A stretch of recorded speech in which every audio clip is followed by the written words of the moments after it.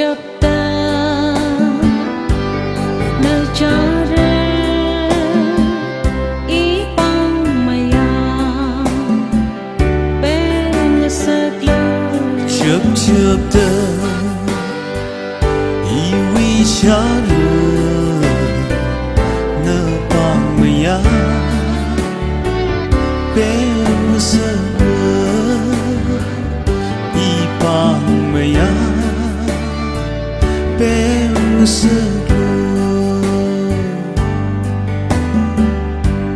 lấy sát huy cha đưa mong rốt xa lấy sát huy rồi chọn cái chén mà vang chập tơ ý cha rơ thiên hay rơ chập tơ nơ cha rơ thiên hay rơ chập ta nơi cha re ý băng maya bên sơ lơ kisama rơi ni ra sampang mapaning sahi katha kapa mà thấy rằng sa hi cứ tha lấy sao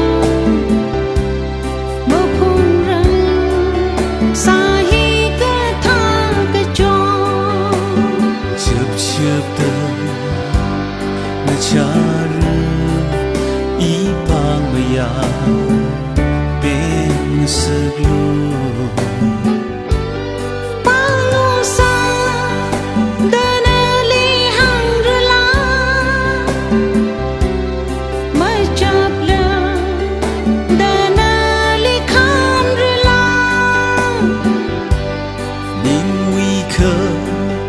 ma cứ sư khi hàng rơ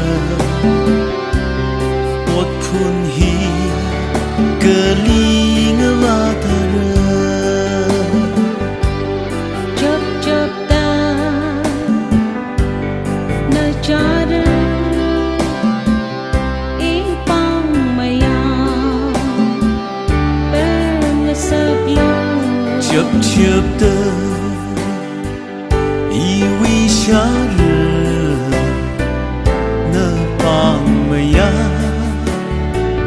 bên sơ